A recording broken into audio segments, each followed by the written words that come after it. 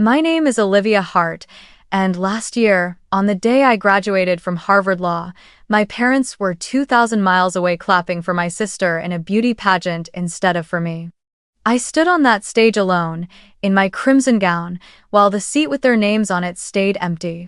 That was the moment I quietly decided to cut them out of my life. But when my cousin's Instagram post about my speech went viral back home in Abilene, everything exploded: the church gossip, the family fights, the tears, the silence. Funny how the day they ignored me was also the day the whole town finally saw me. Have you ever had to walk away from your own family to find peace? Tell me where you're watching from and what time it is there so I know I'm not alone right now. I was born and raised in Abilene, a small town tucked in the heart of Texas, where everyone knows each other's names from Sunday church services, breakfast diners that serve pancakes until nearly noon, and rumors that travel faster than the prairie wind. In that little town, my family was always considered the perfect household. My mother, Linda Hart, had once been Miss Texas back in the 1982. She always believed that crown was a family legacy, something sacred that had to be preserved, even passed down. She spoke of it as if it were a holy duty, and I, her eldest daughter, was the disappointment who failed to inherit it. My father, Robert Hart, was gentle, a quiet man who owned a small auto repair shop down the street. He lived on calloused hands, sweat, and silence. He never raised his voice, never contradicted my mother. He handled everything with the same phrase: "Let it be, live." When I was little, it sounded like comfort. But as I grew older, I realized it was surrender. Then came Savannah. I was 6 when she was born, and just a few weeks later, my mother was already telling the neighbors, "She's got dimples, just like I did at her age." Soon she began collecting ruffled dresses, miniature high heels, and sparkling plastic tiaras for Savannah long before my sister could even speak. Meanwhile, I had books. Old ones my father found at garage sales every weekend because, as he said, Liv loves to read. He was right. I could sit for hours in the school library, reading about scientists, galaxies, and people who had gone farther than others dared to see. But to my mother, that kind of passion held no worth. She would say, "You need to learn how to smile like Savannah, Olivia. You always look like you just failed an exam." I tried to smile, God knows I tried, but my forced grin only made her sigh. As we grew older, the difference between us became impossible to miss. I was tall, thin, dark-haired, my eyes always drifting down when I spoke. Savannah was sunshine blonde, sun-kissed, and effortlessly confident. Mother enrolled her in dance classes, posture lessons, smile training, and child pageant photo shoots. I stood on the sidelines, fastening her dress buttons or carrying her tiny heels. Once, I overheard my mother say to a friend, "Savannah's got stage presence. Olivia's smart, sure, but girls need more than that." She said it so casually, yet it slammed shut the last door of my childhood, the one where I'd once believed that if I just tried hard enough, maybe I too could be loved the same way. I still remember the day of the state academic excellence ceremony. I was 12 years old, chosen to deliver the student representative speech. I had practiced all week, rehearsing every line until I could say it in my sleep. That morning, I put on the simplest dress my mother had ever bought me, the only piece of clothing I owned that wasn't a hand-me-down from Savannah. I woke up early, brushed my hair neatly, and looked around the house. The sofa was empty. My mother's room, empty too. On the kitchen table lay a crumpled note written in her familiar looping handwriting. "Taking Savannah to Dallas for a photo shoot. Do your best, honey." No one came with me that day. I rode my bike to school alone, clutching the certificate that trembled in my hands. When the audience applauded, all I could hear was the hollow echo in my head. I glanced down at the rows of parents snapping pictures, hugging their kids, proud smiles shining under the gym lights, and that was the first time I understood. Sometimes, no matter how hard you try, effort isn't enough to make someone look your way. That night, my mother called. Her voice was cheerful, glowing. "Did you see Savannah's photo on the cover of the local magazine? Isn't she stunning?" I replied softly, "I got my award today." There was a brief pause, then she said, "That's wonderful, sweetheart. I'm proud of both my girls." And she hung up. I sat there holding the phone long after the screen went black, staring at my reflection, just me and the quiet silhouette of a girl unseen by anyone. From that day on, I stopped telling my mother about my awards or achievements. I learned to celebrate myself in small, quiet ways. A cup of hot cocoa after every exam, a new book whenever I scored well. I started keeping a journal, writing down every little thing that made me proud because no one else would. My father sometimes left a few folded bills on my desk. He never said a word, just gave a small nod when our eyes met. I knew that was his way of saying, "I see you." But in that house, his voice was always too soft to drown out the click of my mother's heels, the laughter of Savannah, and the relentless flash of her camera. I entered high school in silence, the same way I had existed in that house for years. Abilene High wasn't big, but to me, it felt like an entirely new world. There, no one knew I was the daughter of a former Miss Texas. No one compared me to Princess Savannah. I was simply Olivia Hart, the girl in the front row whose hand shot up whenever a teacher asked a question.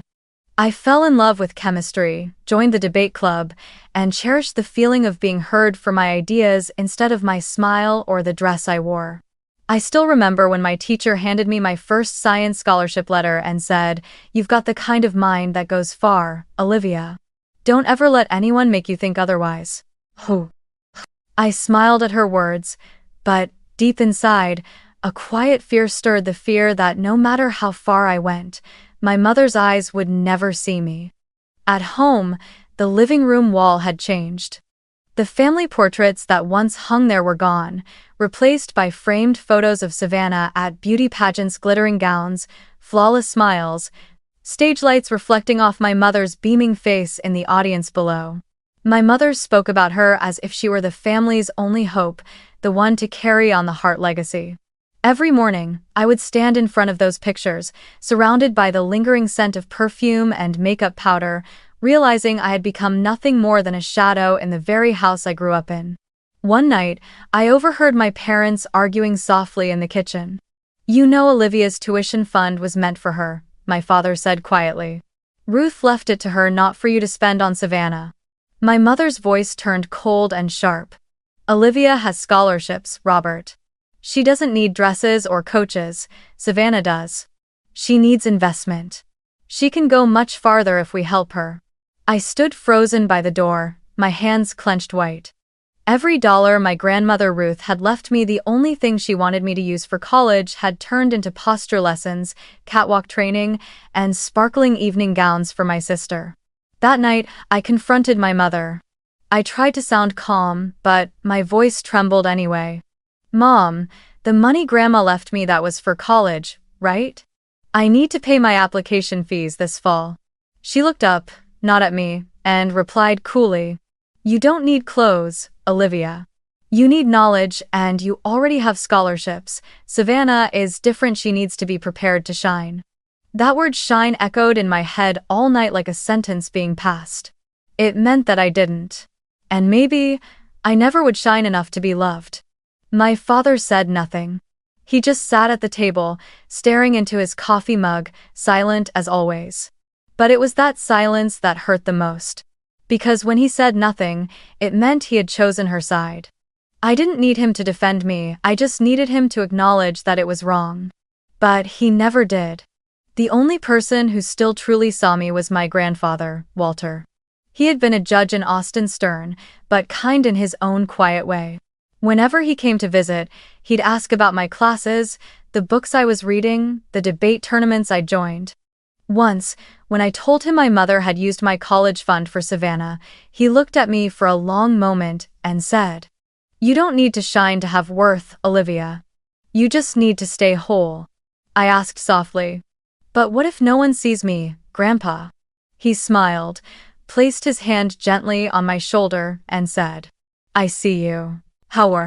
When I turned 16, my birthday came and went in silence.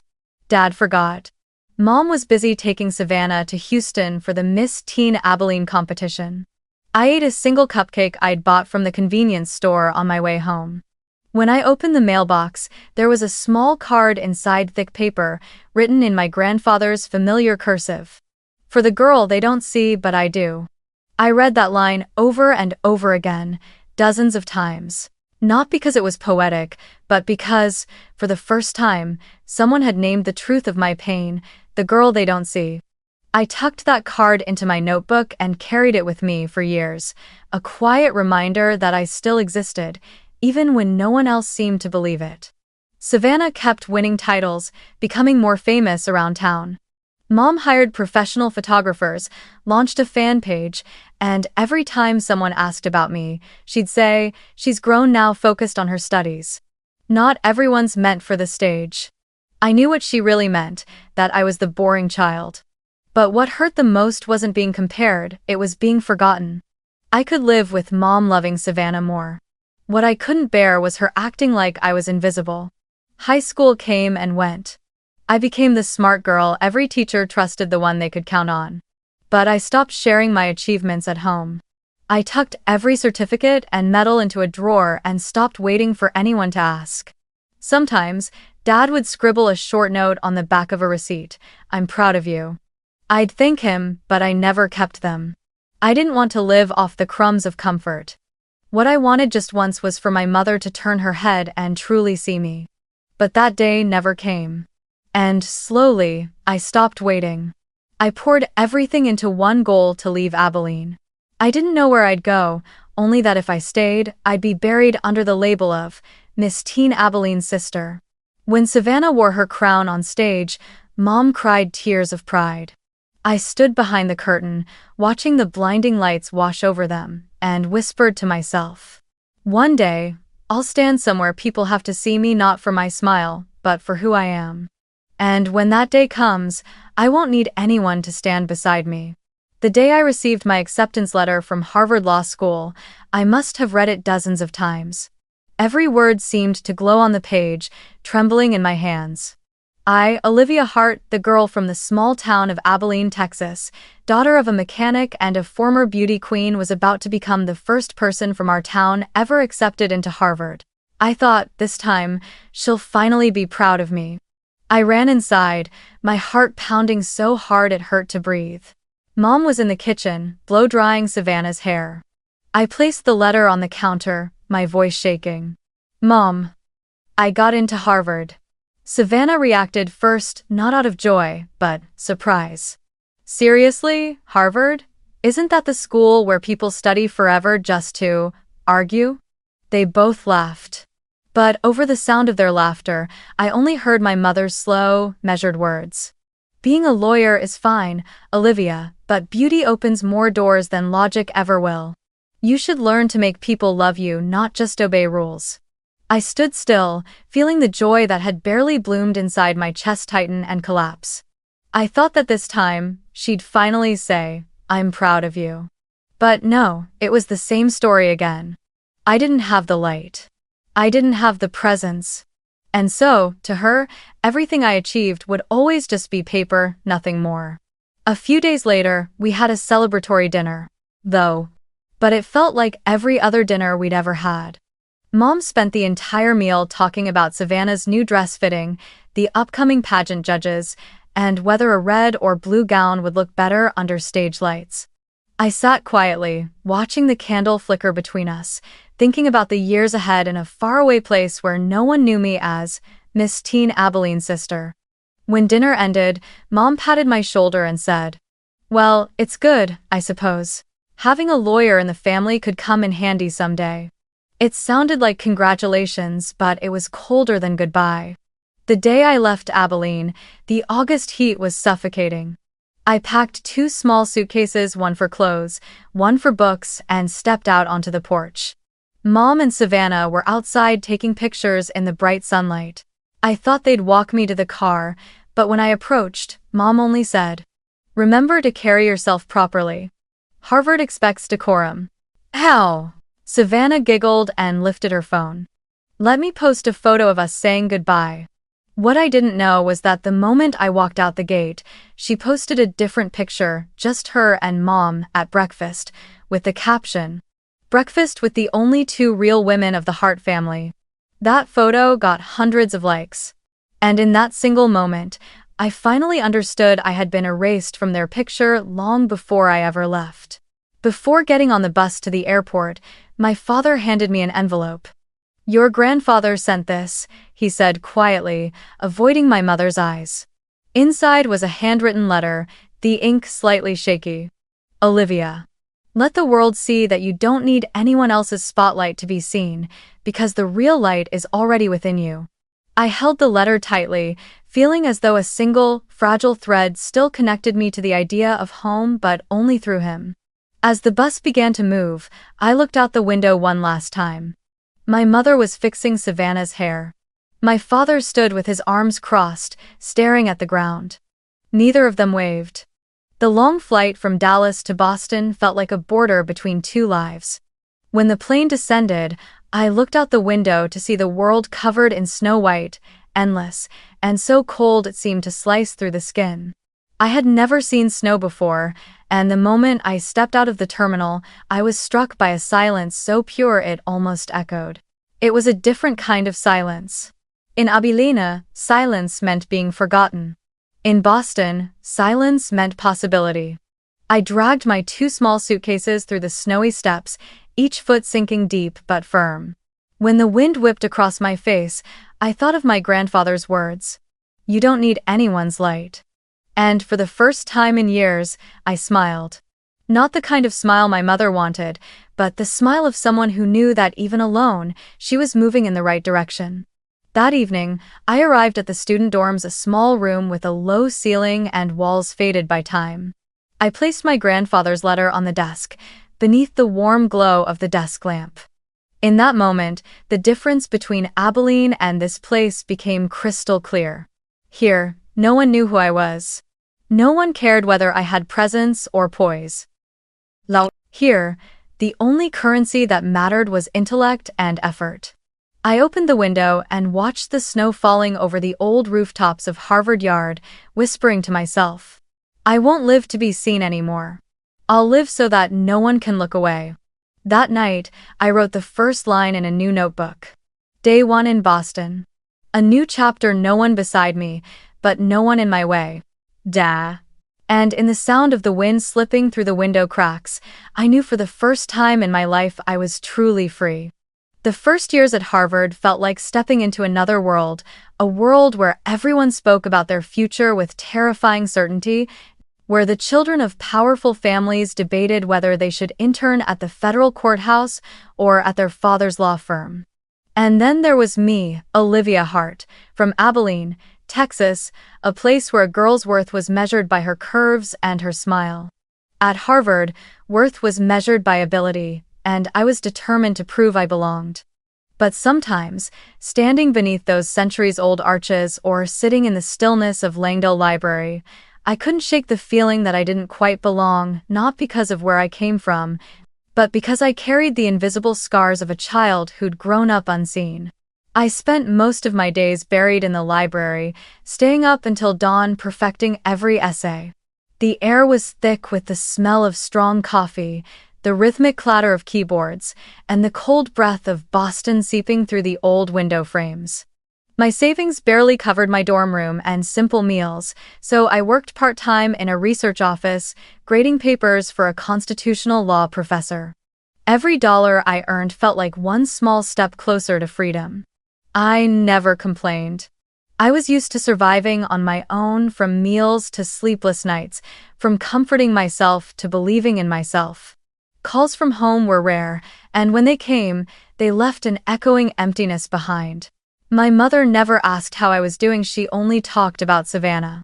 "Your sister got accepted into the Miss Texas training program. They say she has national potential," she said once, her voice brimming with pride. I listened, nodded, and turned back to the thick stack of case files on my desk. The last time she'd asked me anything that truly mattered about me was probably when I was 12.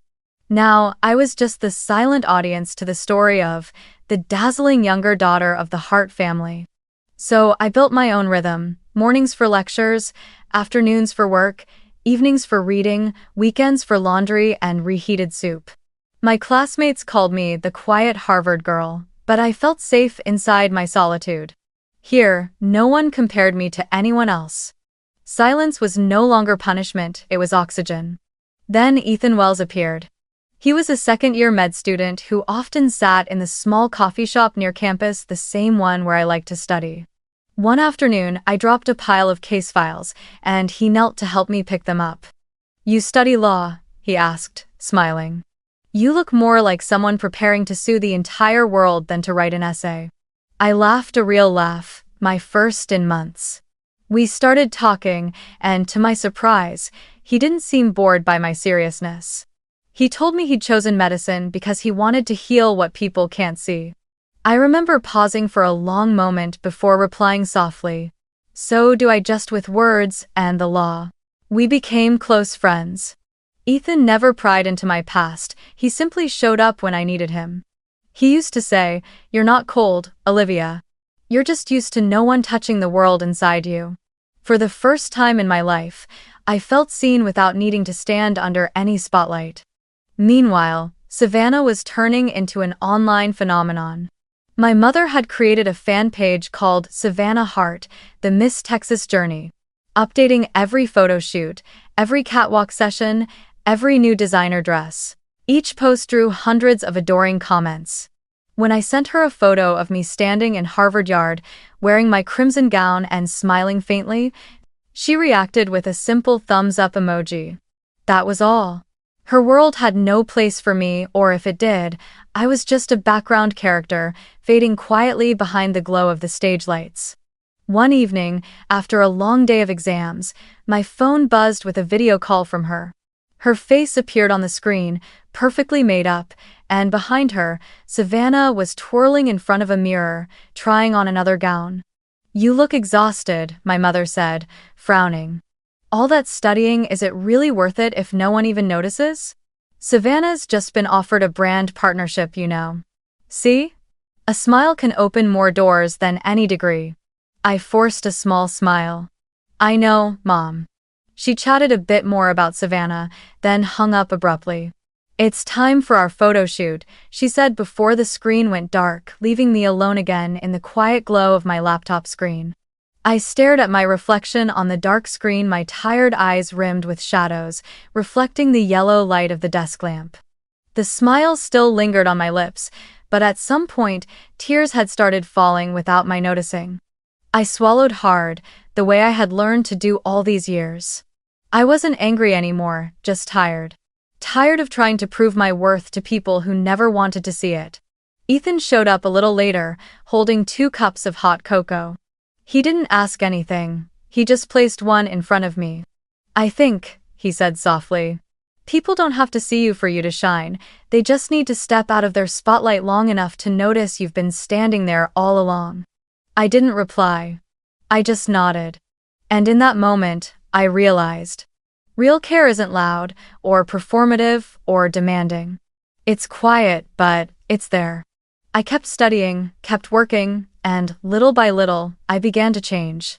Not because Harvard transformed me, but because I finally started to believe that I deserved everything I had worked for, even if no one applauded. Somewhere deep inside, I could still hear my grandfather's voice. "You don't need anyone's light." And, this time, I believed him. At the end of my 3rd year at Harvard, when the last traces of snow melted over the old brick pathways, I received the news I had won the award for outstanding thesis on women's rights. My professor said it was rare for a 3rd-year student to win. Around the same time, I was offered a summer internship at one of Boston's top law firms, Parker and Whitmore, known for training many of the country's most influential legal minds. I remember sitting in the library for a long time, staring at the glowing email on my laptop screen. What I felt wasn't pride, it was relief. Relief that all the sleepless nights, the bitter coffee, and the quiet humiliations had finally meant something.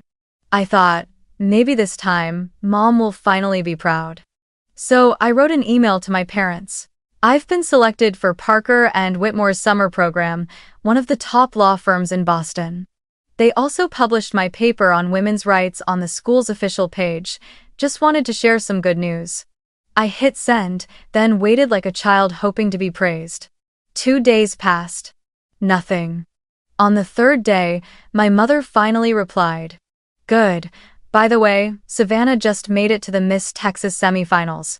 I reread that message over and over again, not for what it said, but for what it didn't. It was so empty, it almost made me laugh. She was still the same. Never really listening. Always comparing. As if my success could never stand on its own, it always had to exist in the shadow of Savannah's spotlight. I didn't reply. I just closed my laptop and went back to work. But that night, when Ethan stopped by, I told him everything, my voice trembling even though I tried to hide it. He was quiet for a long moment before saying softly, "Do you realize something? Your mom has never really seen you and she probably never will. But that doesn't make you smaller, Olivia. It just proves your light shines too far for them to see." I didn't know what to say. So I smiled because if I didn't, I would have cried. That summer, I decided to go back to Texas for a short visit. I thought maybe it was time to make peace with my family, or at least, to try one last time. When the plane landed, the dry Abilene heat hit my face, and the familiar scent of dust and sun filled the air. Everything looked the same. Only I had changed. In my bag was a framed photo of me with my professor at Harvard, a small gift I wanted to give my mother. Not to boast, but to share a piece of the life she'd never cared to ask about. When I stepped inside the house, the air was filled with laughter and loud pop music. The living room was decorated with balloons, a large cake, and a glittering banner that read, "Congrats, Savannah, Miss Texas semi-finalist." I stood at the doorway, still holding my suitcase. No one noticed me until my father turned around, startled. "Olivia, you're home. Your mom and sister are celebrating Savannah's big win." I nodded, forcing a smile, but inside I felt the same cold emptiness I had felt the first time I stepped into a Boston winter. All evening, I sat at the dining table, listening to everyone talk about evening gowns, stage lights, judges, and marketing strategies for the next round. Mom floated around the room with a glass of wine, describing every second of Savannah's onstage moment in vivid detail. No one asked about Harvard. No one asked about my award, or Boston, or anything that had to do with me. I tried to join the conversation, quietly saying, "I actually have some good news too. I got accepted for an internship at Parker and Whitmore." Mom smiled faintly, as if she'd just heard about a stranger. "That's nice, dear, but you look tired. You should go rest. Oh, and Olivia, you should learn to smile more naturally, like Savannah. Confident women know how to shine." I sat still, the spoon in my hand trembling slightly. Maybe I'd stopped hoping for her approval long ago, but hearing those words still hurt as if it were the very first time. Before going to my room, I took the photo from my bag and placed it on the dining table. "I brought this for you," I said quietly. "So you'd know I've achieved something too." "Oh, Lou." She glanced at it, picked it up briefly, then nodded. "You should smile brighter in pictures, Olivia. You look too serious, like you're about to put someone on trial." She laughed. Savannah laughed too. And I just sat there, watching the room spin. In that moment, I finally understood there would never come a day when I was enough to be recognized. Not because I lacked anything, but because they never wanted another successful daughter. They only wanted one who fit the image they'd already chosen. Late that night, I sat on the porch, watching the party lights fade inside the house. The wind swept across the open fields, carrying with it the dry scent of dust and lavender. I thought of my grandfather, Walter, of the way he looked at me. He never saw me through grades or appearances, but through a silence that understood everything. The next morning, I went to visit him. He had aged his hair a cloud of silver now, but his eyes were still warm. I told him about Harvard, about Mom, about Savannah. He listened quietly, then said one sentence I would remember for the rest of my life. "One day, they'll see what they've lost, Olivia, but when that day comes, don't be there to hear the apology." I said nothing, just sat there, feeling something between sorrow and release. Maybe, in that moment, I understood that love and recognition don't always come together. And sometimes, the only way to protect yourself is to stop needing to be seen at all. When I left his house, the Texas sun was setting, painting the sky a deep crimson. I knew that from then on, every step I took would be one step farther from Abilene, but also one step closer to myself. My final year at Harvard came faster than I expected. The small room in Cambridge that had once felt cold and empty was now filled with towers of books, stacks of drafts, and papers covered in red ink. For 6 months, I had poured my heart into my thesis. Women's Rights in the Modern Workplace. It wasn't just a research paper, it was a manifesto. A message to every woman who had ever been judged by her appearance, overlooked, or silenced. I wrote it as if I were writing to the 12-year-old version of myself. The girl who once stood alone on a stage, holding her award, with no one in the audience to see her. When my professor told me I had been selected to deliver the graduation speech, the entire room erupted. My classmates cheered. Ethan hugged me so tightly I could barely breathe. He said, "You deserve this more than anyone." I smiled, but inside, one thought echoed through me. Maybe this time, they'll come. That night, I wrote an invitation to my family. The message was simple. The graduation ceremony will take place on June 10th at Harvard Yard. I hope you can be there. It's the most important milestone of my life. I attached 2 round-trip plane tickets I'd bought with my own savings from my part-time jobs. Then I hit send. And waited. Just like I always had. 2 days later, my mother's message arrived. June 10th is the same day as the Miss Texas Finals. Savannah has been preparing all year for this, you understand. I read it over and over. My eyes stopped on the last 2 words, you understand. As if understanding, sacrificing, and making peace had always been my job. I stared at the screen until the letters blurred into one another. Then I typed 2 words back, "Yes, Mom." Ethan walked into the room just as I folded the invitation shut. He didn't ask. He didn't have to. I placed it in my desk drawer next to my grandfather Walter's old letter and the 16th birthday card he once sent me. All the little things that had once made me believe they might someday be proud of me now just relics of hopes that had long expired. That night, I wandered through Harvard Yard. Summer cicadas buzzed between the old trees, their song mingling with the soft rustle of banners being hung. Rows of folding chairs lined the lawn, flags of crimson swayed gently in the evening wind. I stood there for a long time, watching the workers set up the stage, imagining the section marked family. I knew there would be an empty seat. Maybe 2. A few days later, I called my grandfather. His voice was hoarse but still warm. "I heard you're giving the speech," he asked.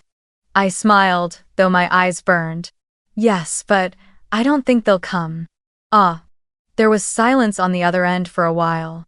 Then he said quietly, "Olivia, sometimes the people who should be proud of you are the last to recognize your worth.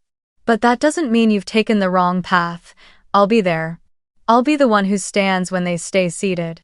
His words caught in my throat. I didn't cry, but something inside me clenched tight. He had always been the only one who never needed proof of who I was. The final days before graduation were a blur of drafts and rewrites. I kept editing my speech, writing, erasing, writing again, searching for words strong enough to carry the weight of it all. The story of a girl once forgotten in her own home, now standing on one of the most celebrated lawns in the world. The night before the ceremony, Ethan showed up at my door with a bouquet of white roses. "Do you want me to sit with your family tomorrow?" he asked gently. I smiled and shook my head. "Just sit somewhere I can see you," I said. "That's enough." The morning of graduation, Harvard Yard glowed red and gold beneath the early summer Sunday. Banners fluttered in the wind. The brass band played triumphantly between bursts of laughter, footsteps, and the endless flash of cameras. I sat among rows of crimson-robed graduates, the fabric heavy across my shoulders, the light warm and dazzling enough to sting my eyes. Every few seconds, a name was called, and families rose to cheer, waving flowers, shouting, "We're proud of you." And me, I sat still. Quiet. My hands clasped tightly in my lap as I stared toward the audience. The seats reserved for my parents were empty. A soft gust of wind brushed past, rustling the edge of the name card in front of me. Heart, Olivia. I tried to smile, but my throat closed up. Amid hundreds of claps and cheers, there was a strange pocket of silence, one that belonged only to me. A silence where no one looked, no one called, no one stood. Then, in the crowd behind, I saw Ethan, sitting beside Grandpa Walter.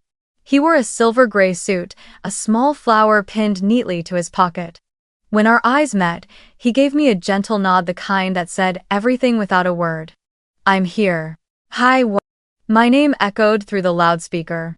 Olivia Hart, Juris Doctor, Harvard Law School. I rose, stepped forward, and walked to the stage. Applause filled the air, but all I could hear was my own heartbeat. The sunlight hit my face, blurring my vision. I accepted the diploma, bowed, and turned back toward the crowd. Grandpa was on his feet. Ethan too. And a handful of my closest friends around them stood, clapping loud and proud. It wasn't a crowd, but it was mine. The only people who had ever seen me from the inside out. And in that moment, I knew that was all I would ever need. Meanwhile, more than 2,000 miles away in Texas, Savannah stood on the stage of Miss Texas 2025. The lights were blinding, the crown gleamed, the audience roared. When the host announced her as the winner, my mother burst into tears and ran on stage to embrace her. You deserve this, Savannah, she cried into the microphone as music swelled. My father stood beside them, beaming, clapping, pride shining in his eyes brighter than the stage lights themselves. A perfect moment, at least, in their world. In my world, beneath the bright sun of Harvard Yard, everything was strangely silent. After the diplomas were handed out, I stepped onto the podium for my speech. My voice carried through the open air, a little shaky at first, but steadier with each word. We come from different places, some born in the spotlight, others in the shadows. But what brought us here today isn't where we started, it's where we chose to keep going. I paused, my gaze finding Grandpa, Walter, and Ethan in the crowd. Sometimes, no one shows up to cheer for you. But if you can still stand tall, that in itself is victory. Applause erupted, warm, loud, and echoing. I bowed and smiled, not for recognition, but because, for the first time in my life, I felt free. When the ceremony ended, Grandpa came forward and wrapped me in a tight embrace. He whispered in my ear, "I told you, Olivia. I'd be the one who stands when they stay seated." I laughed, holding him close. That evening, after the ceremony, Ethan and I sat by the Charles River. The city lights shimmered across the water, golden and soft, drifting like memories I hadn't touched in years. My phone buzzed. It was a message from my cousin, Emma, with a photo attached, a shot of me on stage, accepting my diploma, sunlight on my face, my hair lifted by the wind. Her caption read, "From small-town Texas to Harvard Law, she did it all alone." I stared at it for a long time, my chest tightening. Not out of sadness, but because every word was true. She did it all alone. I saved the photo without saying anything. But within hours, my phone began vibrating nonstop. Messages poured in from old classmates in Abilene, neighbors, people who once knew my family. "Is it true your mom didn't show up to your graduation? I heard Linda was at Miss Texas with Savannah." Unbelievable, Olivia. The photo spread like wildfire across local social media. Someone reposted it with the headline, "Former Miss Texas skips her daughter's Harvard graduation to attend beauty pageant." Hundreds of comments. Then thousands. Half outraged, half mocking. Small newspapers in Texas picked up the story, and community pages lit up with debate. People began talking about the Hart family. One side celebrated for beauty, the other for intellect. And asking the question that had haunted me my whole life. So, what really defines true worth? I never intended to respond. But the situation spun far beyond my control. Emma called me, her voice a mix of concern and excitement. "Olivia, everyone in town is talking about you. Some of the church ladies are even calling out Aunt Linda publicly." I stayed quiet. Part of me felt an ache, the kind that comes when private pain becomes public gossip. But another part of me felt something strange, almost peaceful. As if the universe had finally decided to speak for me, to say aloud the things I'd never had the courage to say myself. Ethan placed his hand gently on my shoulder. "You okay?" he asked. I nodded, eyes fixed on the shimmering black surface of the Charles River. "I am," I said quietly. Maybe this is just the truth finding its own way out. That night, in the stillness of Boston, I realized I had crossed a line I could never go back from. I was no longer the daughter waiting to be seen. No longer anyone's shadow. A storm was coming. I could feel it. But this time, I wasn't afraid. Because at last, I was standing in my own light. And I didn't need anyone to turn the switch on for me. The storm arrived only days after graduation. First came the messages from Abilene, then the posts flooding the town's community pages. The headline cut like a blade. Former Miss Texas Linda Hartskip's daughter's Harvard graduation to attend beauty pageant. Beneath it were hundreds of comments. Most angry, a few sarcastic. "I used to admire her, turns out family values was just makeup. Your daughter's at Harvard, and you still choose a stage over her success? Poor Olivia, that must have hurt like hell." The story spread faster than I imagined. Within a day, all of Abilene seemed to know. People whispered when they saw my father at the auto shop.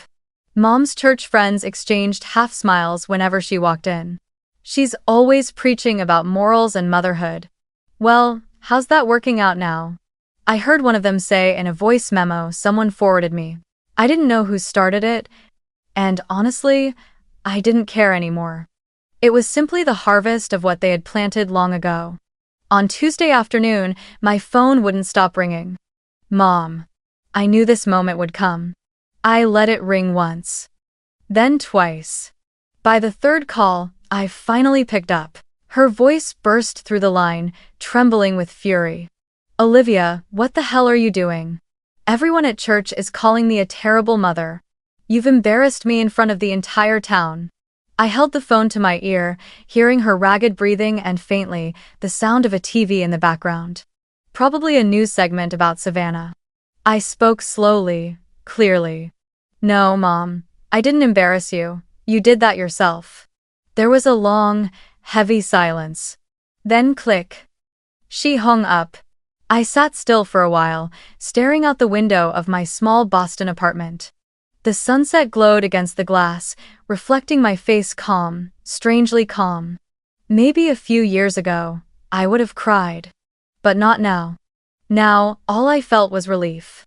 The truth had finally spoken for itself, and I hadn't needed to shout to be heard. Dad didn't call. He never did. Silence was his survival strategy, caught between two storms, my mother and me. A week passed without a word. But Emma told me people had started asking him questions at the shop. "Is your daughter the Harvard girl? Why didn't Linda go to her graduation?" He would just smile weakly and say, "Linda was busy." But according to Emma, that smile looked like a man swallowing metal. And then came Savannah. I should have known she wouldn't stay quiet.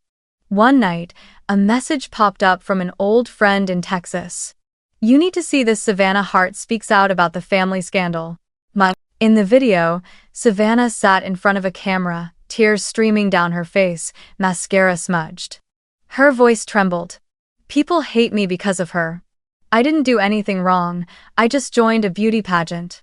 I can't control where Mom goes. But now everyone's attacking me, saying I stole my sister's spotlight. I just want to live my own life." I watched the entire thing, then quietly closed the laptop. I didn't feel angry. I just felt pity. Not for her, but for the cycle we were both trapped in.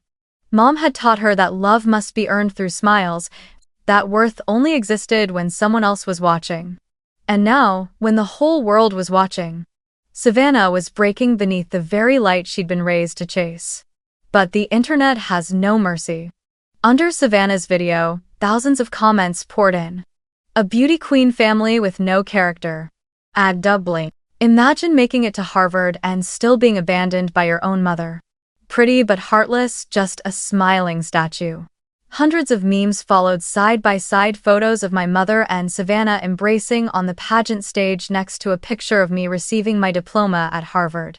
The caption read, "Two worlds, two values." I became a trending topic on local forums, and soon the story spread to national sites. People shared it as an example of a generation of children abandoned for their parents' pursuit of fame. A small Boston newspaper even published an article titled, "The Harvard Girl and the Texas Crown, Two Halves of the American Dream." I read it, not feeling proud, just amused. They called me the resilient daughter, but they didn't understand what resilience really meant. To be resilient, sometimes you have to accept that no one is coming to save you. Meanwhile, my mother was unraveling. She shut down her social media, canceled all of Savannah's promotional appearances, and began calling everyone she knew to set the record straight. A former friend of hers told me later that during a church prayer meeting, Mom had broken down in tears. She said, "Everyone's misunderstanding me. I only wanted what's best for my daughters." But it was too late. People no longer saw a devoted mother, they saw a woman so consumed by image that she'd forgotten love. The Hart family had become a public spectacle. Every new photo of Savannah was flooded with angry comments. Whenever my father went out, people gave him that look, the kind that mixes pity with disbelief. And for the first time, my mother experienced what it felt like to be seen. But not in the way she had ever wanted. One night, Ethan turned to me and asked, "Do you want to call them? Maybe explain? Let them know you didn't do this on purpose?" I shook my head. No. For the first time in my life, I don't have to do anything. The truth is speaking all by itself. He looked at me for a long time, then said quietly, "I understand." I sat still, reopening the photo Emma had taken that day, me in my crimson gown, smiling softly, sunlight pouring across my face. For the first time, I noticed something I hadn't before. I wasn't alone in that picture. I had myself whole, steady, and no longer defined by anyone's approval. The storm outside might strip away their reputation, but for me, it simply washed clean what was false between us. And when the waters finally stilled, I knew I would never walk back the old road again. A week after everything exploded, I got a short message from my father. "I'm in Boston. Can I see you?" Just 6 words. But I stared at them for a long time. Part of me wanted to say no to protect what I'd finally rebuilt. Another part, the one that still remembered his quiet kindness, hesitated. In the end, I said yes. We met at a small cafe near Harvard Square. The morning was misty, Boston hushed nothing like Abilene. When I walked in, he was already sitting by the window. A cup of coffee in front of him, untouched. He looked older than I remembered. Gray streaks in his hair, calloused hands folded neatly on the table. And his eyes carried something I'd never seen before, guilt and shame tangled with tenderness. "Olivia," he began, voice rough. I didn't come here to defend anyone or to explain. I just wanted to tell you I was wrong." I stayed quiet, stirring my tea, waiting. He drew a deep breath. All my life, I was afraid of losing peace at home. I thought if I stayed silent, things would stay calm. That letting your mother have her way was the right thing to do. But I didn't realize. My silence made you feel abandoned. He paused, lowering his eyes. I chose to keep the peace instead of keeping you. I looked at him for a long time, 1,000 emotions rising and falling inside me. When I was 12, I used to dream of hearing him say those words. When I was 18, I resented him for never saying them. And now, hearing them at last, I felt nothing but emptiness. I set my cup down and said softly, but firmly, "And you lost both." He looked up, eyes wet, and didn't argue. He just nodded slowly. "I know." We sat there for a while, neither of us speaking. Outside, the maple leaves had already begun to change, even though autumn had barely started. When he finally stood, I didn't hug him, I just nodded. He gave me a faint, weary smile. "I hope, One day you'll be able to forgive, he said softly. Not for me, for yourself. Then he left. That afternoon, my phone rang again. Mom. I almost didn't answer, but in the end, I did. Her face appeared on the screen, eyes swollen, mascara smudged. Olivia, she said, voice trembling. People are saying horrible things about me. I just wanted Savannah to have the chances I never did. I didn't mean to abandon you. You know that, don't you? I was silent for a few seconds. Then I said quietly, not in anger, but with the resignation of someone who no longer needed to be understood. And I just wanted a mother. She froze. Her lips trembled, and then she began to sob. Don't say that, please. I thought I was doing the right thing. I didn't want either of you to suffer the way I did. I looked at her face through the screen. The woman who once made an entire town turn their heads, now small, fragile, exhausted. For the first time, I didn't see her with anger. I just saw a woman haunted by the illusion that love must come with recognition. That fame could replace affection. I didn't say anything more. I just nodded gently. Are you okay? She asked, as if it were one last attempt to make things right. I'm okay, I said. And you will be too, someday. But we'll never be the same again. She nodded, tears streaming down her face, and hung up. I sat in silence for a long time after that call, until there was a knock at the door. It was Grandpa Walter. He'd arrived in Boston earlier than planned, carrying a wool coat and a bag of apple pastries. I thought you could use something sweet after all those bitter days, he said with a warm chuckle. I hugged him tightly. I don't even know how I'm supposed to feel anymore, Grandpa. He sat beside me, his old, wrinkled hand wrapping around mine, steady and warm. You don't have to feel anything, Olivia, he said gently. Just remember this, forgiveness doesn't mean forgetting. It means you stop letting them control your emotions. You stop giving them the power to hurt you again. I looked at him, then rested my head on his shoulder like a child. If I stop reacting, I whispered, won't they think I don't care? He smiled, his voice low and steady. People can think whatever they want, Olivia. But peace, he said, doesn't need an audience. We sat by the window, watching golden lights spill onto the Boston streets. For the first time in years, I didn't feel the need to explain or prove anything. I just felt still, a kind of quiet peace I had never known before. That night, I took the graduation invitation out of the drawer and opened it again. It didn't hurt anymore. It was just a piece of paper, nothing more, nothing less. I folded it neatly and placed it into a small wooden box, alongside the other mementos of my past. My grandfather's letter, the 16th birthday card, and the photo with my Harvard professor. Before closing the lid, I added a small note on top. No more reactions. No more need to be seen. Just live better. When I turned off the lights, Boston was quiet. Outside, yellow leaves drifted across the pavement. And I knew I had stepped into a new chapter. Not one of revenge or resentment, but of freedom. A freedom that didn't require witnesses, or applause, or anyone else's permission. Just me, whole, enough, and at peace. A year later, Boston had changed. The trees along the Charles River were full and green again. The air smelled of young grass and cool water. I still walked that same path every morning. But now, instead of rushing to class, I was heading to the small office of the Freedom Youth Foundation, where I worked as an attorney for children forced into beauty pageants, talent shows, and the kind of dreams they never chose. I had never forgotten that feeling. The pressure to become someone just to be loved. And maybe that's why, every time I helped a child return to school, or gain the right to choose their own path, I felt like I was saving a little piece of the girl I once was. At a child rights conference in New York, I was invited to speak. Standing on the stage, facing hundreds of people, I realized I wasn't trembling anymore, not like the day I stood on the podium at Harvard. I smiled, took a slow breath, and said, not every child who receives applause is happy. Some children just need to be heard. For a few seconds, the room was silent. Then came the applause, warm, steady, genuine. But this time, it didn't feel like validation. It felt like release, because finally, I had found my own voice.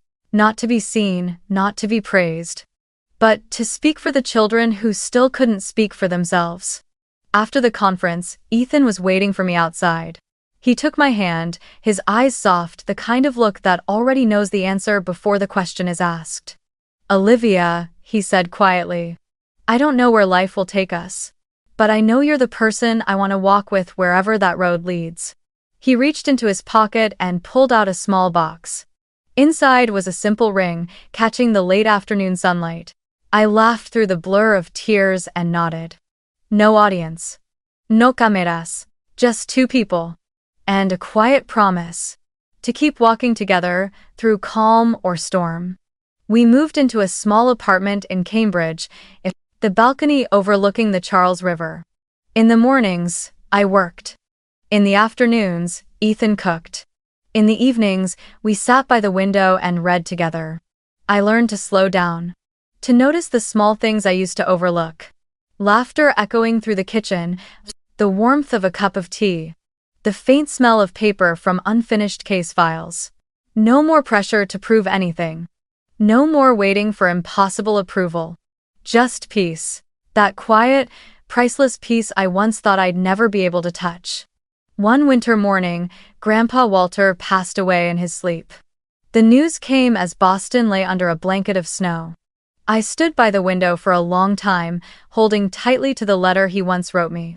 Forgiveness isn't forgetting, it's choosing to stop letting them control how you feel. Bye.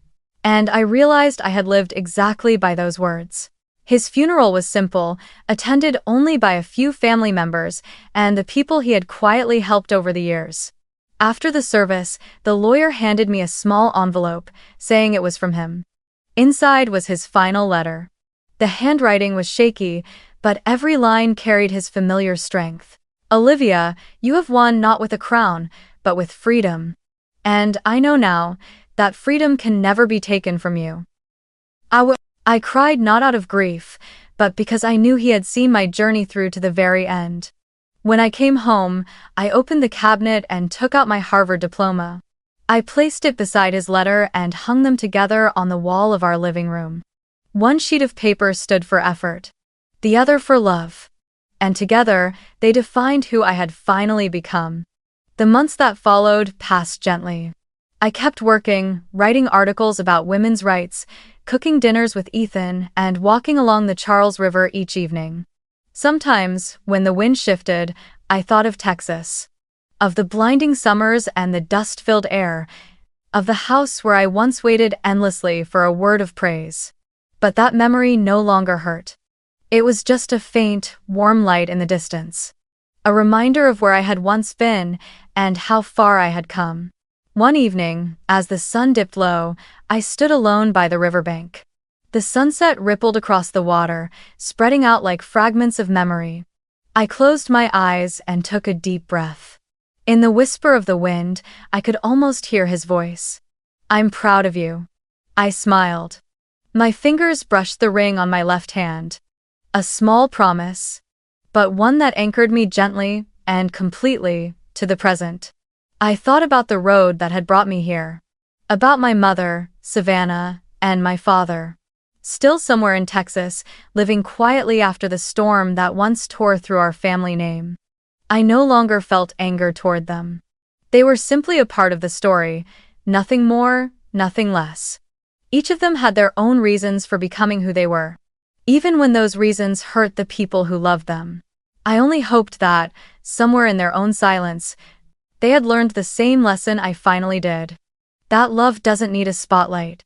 I looked out at the shimmering water, and a quiet sense of gratitude rose in me. Grateful for the pain because without it, I would never have known how strong I could be. Grateful for the silence because it taught me when to speak. And grateful for the ones who overlooked me, because through them I learned never to overlook myself. As the wind whispered across the river, I spoke softly a farewell to everything that had been. The day they chose to overlook me, I chose not to overlook myself. Maybe the only way to repay pain is to live a life they no longer have the power to define. The last light of the sun slid across the surface of the water, casting a warm reflection on my face. And in that fleeting glow, I knew my story had finally come to an end. Not with applause, but with peace. Quiet, complete, and entirely my own.